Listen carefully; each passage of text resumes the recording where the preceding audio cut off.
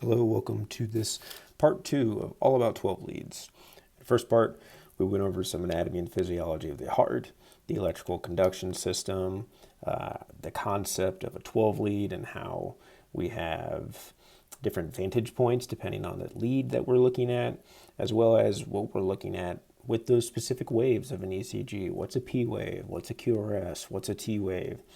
If any of those things are a little fuzzy, I recommend checking out part 1 of All About 12 Leads. In this portion, though, we are going to review rhythms. We're going to get into some actual rhythms. I want to talk about sinus rhythms, atrial rhythms, and junctional rhythms. But before we get into that, I do want to review electrical conduction pathway of the heart. So I have here at the anatomical top right portion the SA node. The SA node is the primary conduction point of the cardiac system here. So all normal, with quotation around it, normal rhythms are going to originate from the SA node, and we'll go into how you can identify those specifically. And SA node stands for Sinoatrial node. Moving on down, we have the AV node, the atrioventricular node. I like to remember that because it is between the atria and the ventricles, and it is kind of literally in the middle of them. Then we're going to descend down our bundle branches into the Purkinje fibers. Now, each of these hubs have innate rates at which they like to fire. For example, the SA node likes to fire between 60 and 100 beats per minute. The AV node likes to fire between 40 and 60 beats per minute. And the Purkinje fibers, a little bit slower, 20 to 40 beats per minute. That does not mean that these things cannot go lower than that number, than their innate numbers, or exceed their normal maximum. For example, you go on a brisk walk, or you start doing something that is going to exert more energy and more of an oxygen demand, or call for more of an oxygen demand, our heart rate's probably going to go up. And that SA node will meet that demand just fine. But that does not mean that, we'll get into that. We'll get into tachycardic rhythms. I don't want to get too far into the weeds there. So let's start with actual rhythms here. So this is a review of that cardiac rhythm here. We have a P wave. The P wave signifies the electrical depolarization of the atria. So when I have a signal from our SA node, and it is going to depolarize this atria here, and that muscle is going to contract. So this signifies the electrical depolarization of the atria. The QRS here is actually made up of 3 different waves, Q, R, S, and you may see 3, you may see 2, you may not. It really kind of just depends on what's going on with that individual's heart and their electrical conduction pathway, but in a normal heart beat, you will see a Q, an R, and an S. That signifies depolarization of the ventricles. And notice it is quite a bit larger than our P wave. Well, we have a lot more force and contraction here. Again, this left ventricle is responsible for pumping blood through the entire body. And so it's going to take more of an electrical stimulus to do that, which is why that QRS is much larger. Moving down the line, we have our T wave. The T wave represents repolarization of the ventricles. So it's almost like a reset. So those ventricles can then be primed again and depolarize and have a muscle contraction. Again, this all happens very quickly. Some other things to note when we are about to get into rhythm interpretation, this R to R interval right here. So R to R is going to be the time between ventricular contractions, and we're going to measure that from the peak of one R wave to the peak of another R wave. And again, that is the time between ventricular contractions. And we're going to use that to, how would I say, we're going to use that to gauge how regular or irregular a rhythm is. Some rhythms are regular, some are irregular, and so we're going to be looking at our R to R intervals to decipher that. I also want to go over PRI right here. PRI is going to be the onset of a P wave, so the very beginning of that P wave. We'll zoom in here. Very beginning, when it just starts to go up here, we have an isometric line. Everything is in line here, in line, then it starts to go up. That point where it starts to go up, that is the beginning of our PRI, and then the end of it is going to be the very first instance of ventricular contraction here. So the beginning of our Q wave in this example. So we have our Q, R, S. And that is going to be used to discern how long it takes from an electrical stimulus originating from our atria to an actual ventricular depolarization and, in theory, ventricular contraction. So let's get into sinus rhythms. All right. In the sinus rhythm, the SA node is in charge here. So that, going back up here, these are rhythms that are originating in the SA node. So originates at the SA node. P waves are going to be consistent, upright in most leads, and by upright and consistent, I mean they're going to be just like this more likely. They're going to be consistently upright and round, upright and round, upright and round. A normal sinus rhythm is going to be 60 to 100 beats per minute, and it's going to have a regular R to R interval. So going back to that R to R interval, meaning it is going to have consistency between the Q or S complexes and consistency between ventricular contractions. So what is that going to look like? And I'll show you here. We got, all right.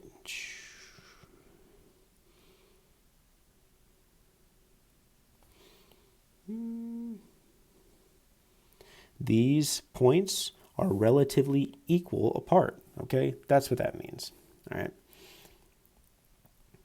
So we have a normal sinus rhythm. It's between 60 and 100 beats per minute, regular R to R interval, and again, those P waves are going to be round and upright and consistent in most leads. Sinus bradycardia is going to be less than 60 beats per minute, and it is also going to have a regular R to R interval. So this is bradycardia, meaning slower, and so a slow heartbeat, and the innate rate of the sinus of the SA node is going to be 60 to 100, so less than 60 is going to be sinus bradycardia. Let's take that and flip it upside down here. We have sinus tachycardia. Sinus tachycardia is going to be a sinus rhythm that is greater than 100 beats per minute, and it is also going to have a regular R to R interval. It is not going to be an irregular rhythm. All right, so let's talk about, well, what about an irregular? Let's talk about sinus arrhythmia. This is going to have an irregular R to R interval with consistent, round, upright P waves. So that's going to be something along the line, here, let me use something that's not a laser pointer. That's going to be something along the lines of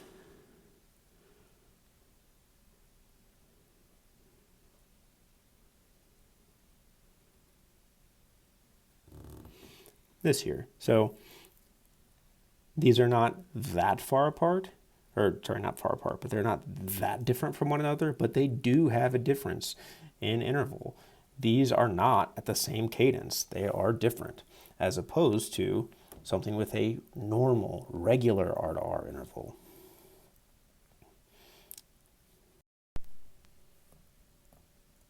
Moving on down the line, let's talk atrial rhythms. Atrial rhythms are rhythms that originate in the atria, but not the SA node and anywhere else. These are run by rogue pacemaker cells that are in charge here. So what's going on here? Originates in the atria, not the SA node, as we talked about. P waves may be abnormal, missing, or replaced by flutter waves. First one is going to be AFib, or atrial fibrillation. Thing to note about AFib is that it is always irregularly irregular, meaning there is no distinct pattern, there is no predictability to it. The R to R intervals are completely wild and not synced up. There's also no discernible P waves. So here I have a depiction of what that might look like. We got QRS, T wave, QRS, T wave, and these R to R intervals are all over the place. And again, there's no P wave here. There's just QRSs and T waves. Moving down the line, A flutter, atrial flutter. Atrial flutter is going to be able to be discerned by its sawtooth pattern like flutter waves. The R to R intervals can be regular or irregular. And again, it has those sawtooth flutter waves, and that's this pattern right here. There's usually a consistent conduction.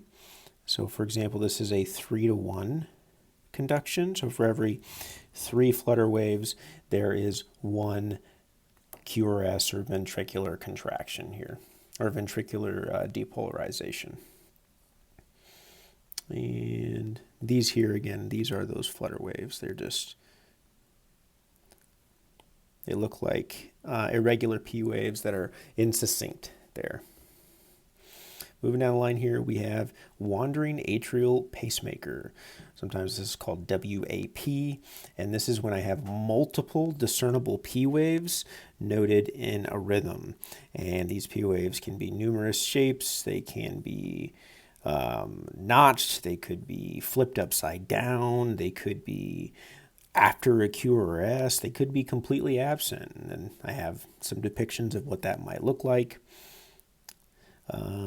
P waves can be in numerous shapes and places, including after QRS.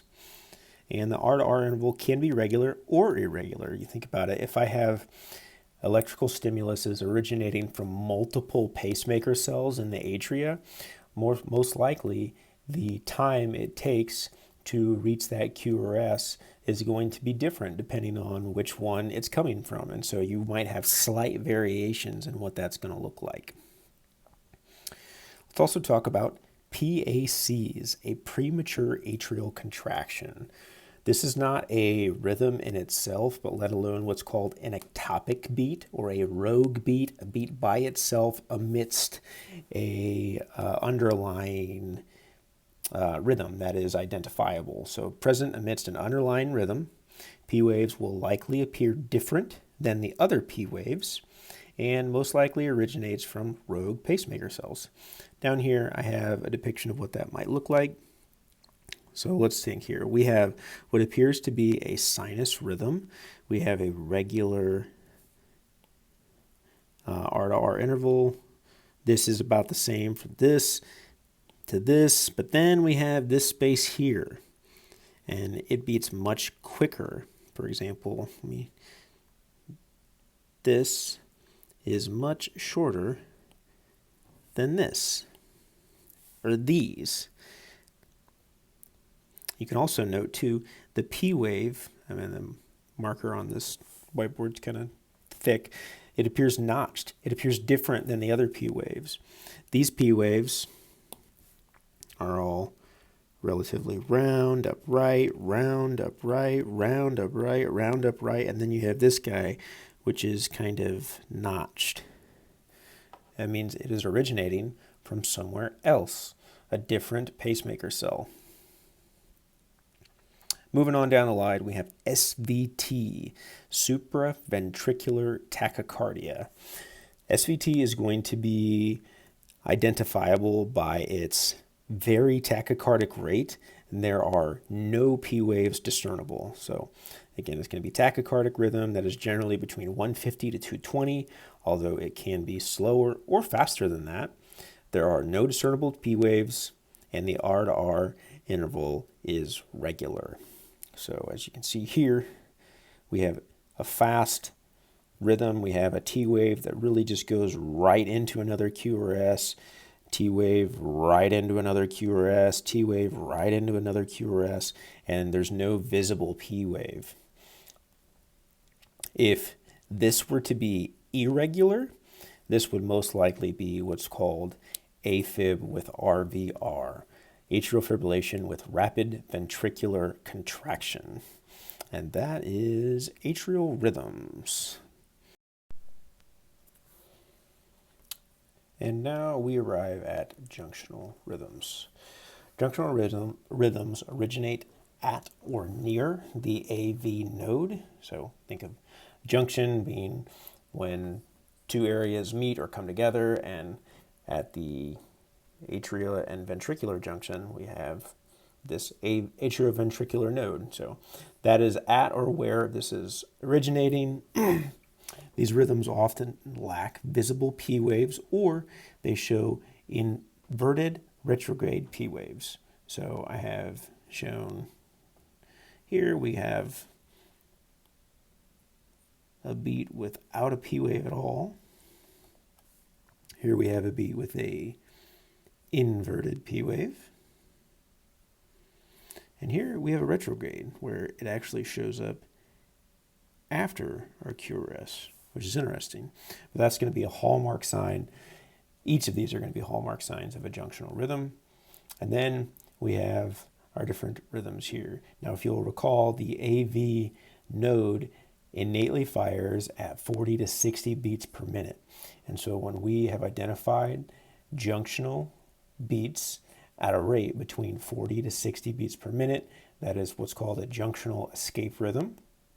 When it is faster than that 60 beats per minute, it is going to be accelerated junctional rhythm, so specifically 60 to 100. When we're greater than 100, it's going to be junctional tachycardia, and then flip that. If we are less than 40, it's going to be junctional bradycardia. And something bonus we can throw in here, we can throw in a junctional escape beat. So we can throw in an atopic rogue beat here. We'll say junctional.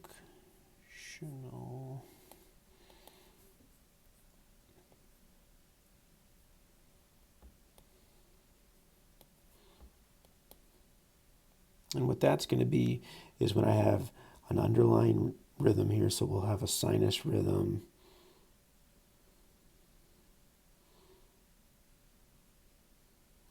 And then we have a junctional beat.